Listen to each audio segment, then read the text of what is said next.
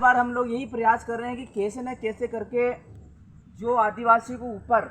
इस विधानसभा, इस मध्य प्रदेश के अंदर जो विधानसभा के ऊपर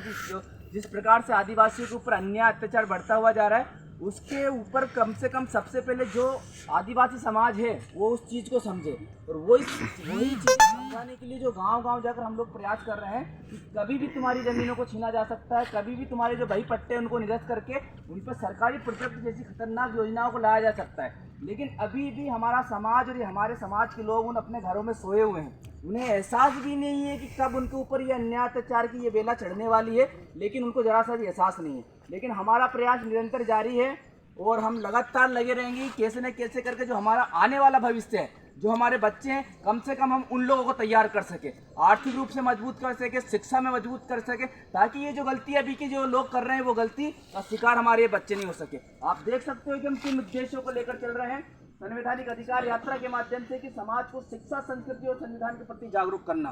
क्योंकि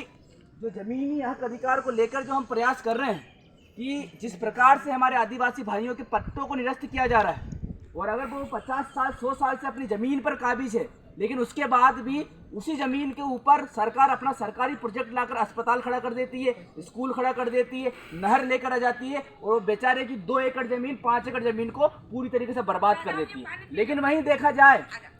जो अन्य वर्ग के लोग हैं जिनने 50 एकड़ ज़मीन पर कब्जा करके रखा है, 100 एकड़ ज़मीन पर कब्जा करके रखा है, लेकिन उनकी ज़मीनों पर सरकार अपना प्रोजेक्ट लेकर नहीं जाती है। सिर्फ और सिर्फ आदिवासियों की उन जमीन पर प्रोजेक्ट लेकर जाती है जो 2 एकड़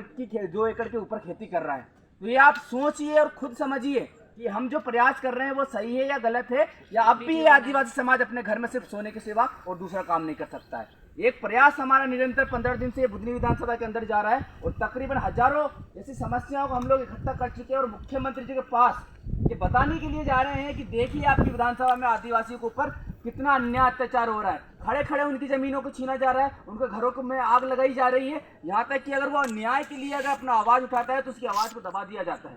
और उन्हीं दबी हुई आवाज़ को हम उठाने के लिए एक प्रयास कर रहे हैं कि अब भी जाग जाओ और एक साथ हो जाओ पूरे आदिवासी मेरे भाइयों, चाहे वो गोंड हो, कोरकू हो, भील हो, भिलाला हो। अगर अब भी एक साथ नहीं आए तो आने वाले समय में आदिवासियत का नाम तक नहीं बचने वाला है। ऐसा एक कानून इस देश के अंदर इन लोगों ने लेकर आया, जिसका भी मैंने नारा भी दिया था इस रैली के माध्यम से, समान नागरिकता कानून, जो कि अगर पूर्ण रूप से हमारे देश के अंदर लागू होता है तो सबसे पहले तो सभी को समान कर दिया जाता है और इस देश के अंदर केवल एक ही धर्म होता है। और अगर एक ही धर्म अगर यहाँ पे लागू होता है तो सबसे पहले आदिवासियों की व्यवस्था खत्म होती है। आज जितने भी आदिवासी भाई, गोंड समाज के लोग जो अपने आप को कहते हैं कि हम ऐसे और वैसे हैं, सबसे पहले उनके देव कल्याण के ऊपर हमला होने वाला है। अगर ये कानून लागू होता है तो जितने भी हमारे आदिवासी गोंड समाज के लोग हैं उनके देव कल्याण की व्यवस्था को पूरी तरीके से खत्म कर दिया जाएगी। जो बड़ा देव, जो बूढ़ा देव को हम जंगलों के अंदर पूजने के लिए जा रहे हैं, उनको पूजने के लिए रोक लगा दी जाएगी, यहाँ तक कि जंगलों के अंदर हमको पाँव नहीं रखने दिया जाएगा। लेकिन इस स्थिति में भी अभी लोगों को ये नहीं पता है कि समान नागरिकता कानून क्या होता है, इसके प्रति हम लोगों को क्या करना रहता है। अभी कुछ लोग हमें दूर से ही देख रहे हैं कि रैली निकाले थे तो कोई लोग नहीं आए थे, लेकिन अभी दूर से ही देख रहे हैं कि ये भैया यहाँ पे क्या चिल्ला रहे हैं। बताइए, साइड करिए जरा मोबाइल, चारों तरफ देखिए, इनको एहसास होना चाहिए कि हम लोग कौन हैं और किसके लिए आए हैं। अभी लोग उन देख रहे हैं, नहीं तो इस गाँव के अंदर अभी हमने यात्रा निकाली, लोगों को पता ही नहीं है कि क्यों आए हम लोग, उनको एहसास ही नहीं है कि वो कब खत्म होने वाले आने वाले समय में। और अभी जब मैं एक हिम्मत करके एक रिस्क लेके इस गांव के अंदर जो आदिवासियत की बात कर रहा हूं तो शायद इन लोगों को अब समझ में जाए, जितने भी लोग सुन रहे हैं। लेकिन हमारा प्रयास निरंतर जारी है, चाहे आंधी हो चाहे तूफान हो, आदिवासियत को बचाने के लिए निरंतर हम काम करते रहेंगे। और इस गांव के बाद अगले गांव में हम लोग बढ़ने वाले हैं। और मेरा बार बार यही निवेदन है कि अगर हो सके तो हमारा साथ दो, अन्यथा आने वाले समय में बर्बाद होने के लिए तैयार रहो। सेवा जोहार, जिंदाबाद साथी।